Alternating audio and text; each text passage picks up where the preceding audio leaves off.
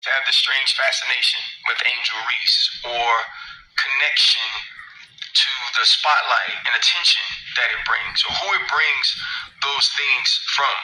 I know now I don't get to speak on someone else's black experience or call something self-hate when I don't know how you truly connect to the community or the culture, or I can't assume that you see yourself in the thing that you push back against. But this one should have been easy.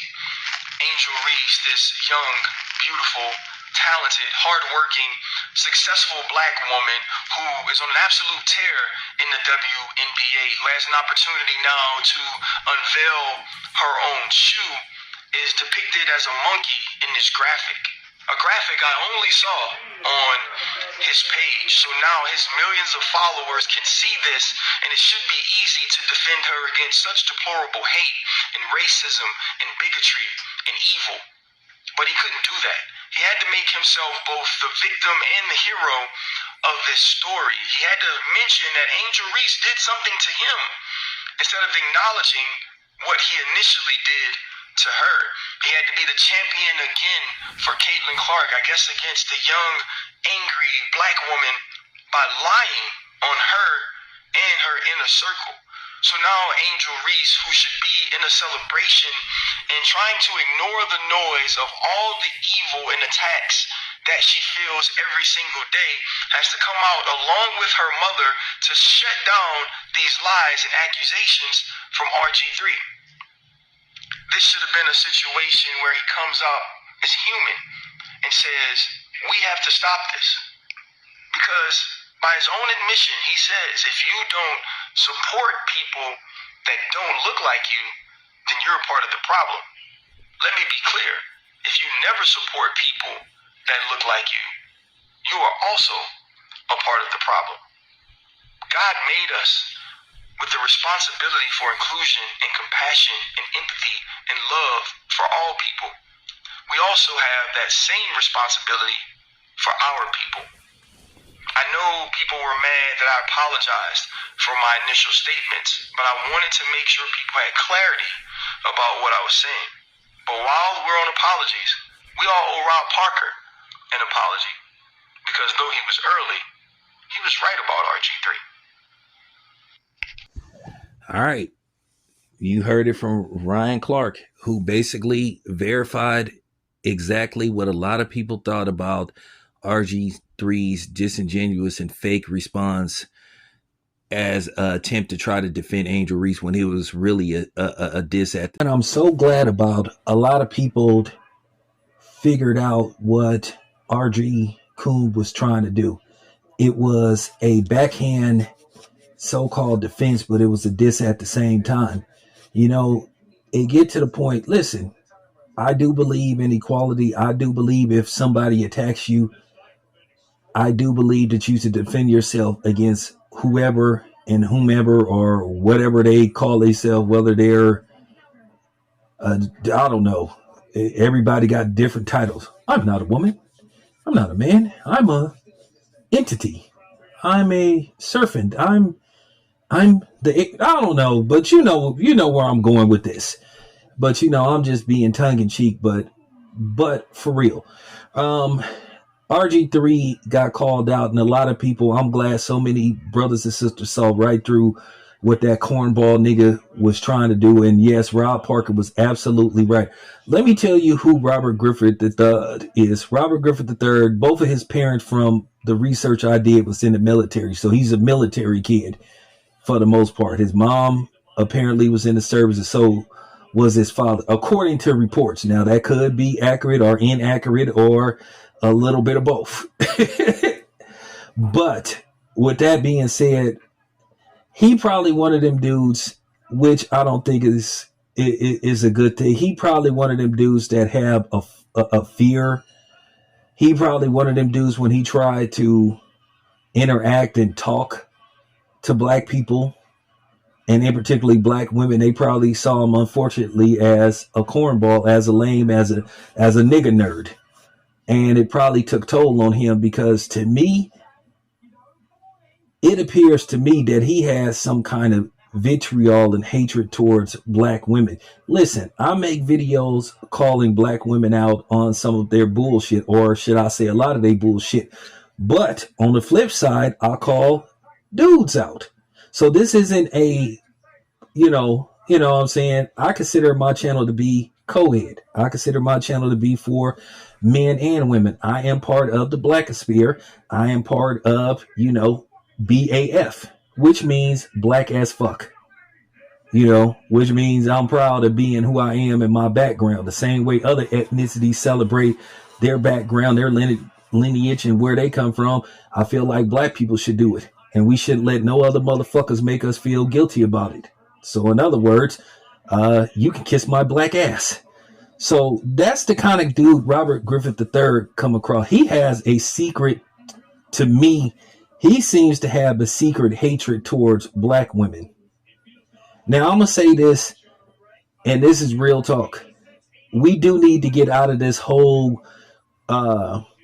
coolness thing or swag thing to a certain degree, or dudes that's educated or dudes that's from the suburbs, that's not from the hood, is born and all that stuff. We have to get out of that. We have to distance ourselves from that stigma, that bad boy thing.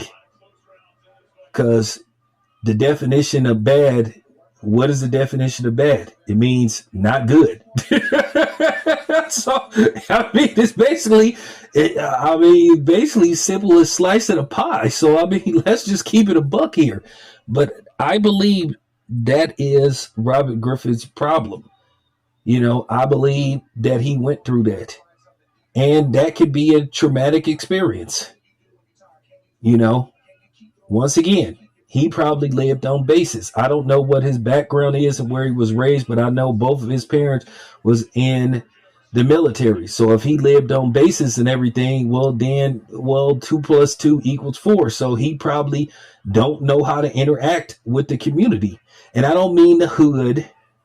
I just mean black people in general, because there's levels to black people too. Y'all got to stop thinking everybody is broke and poor and was on welfare and lived off of, food stamps and WIC and all that kind of stuff, because that's not true neither. Like I said, it's, as a whole, we got to fix certain things. And I'm just keeping it a buck. We got to erase certain stigmas.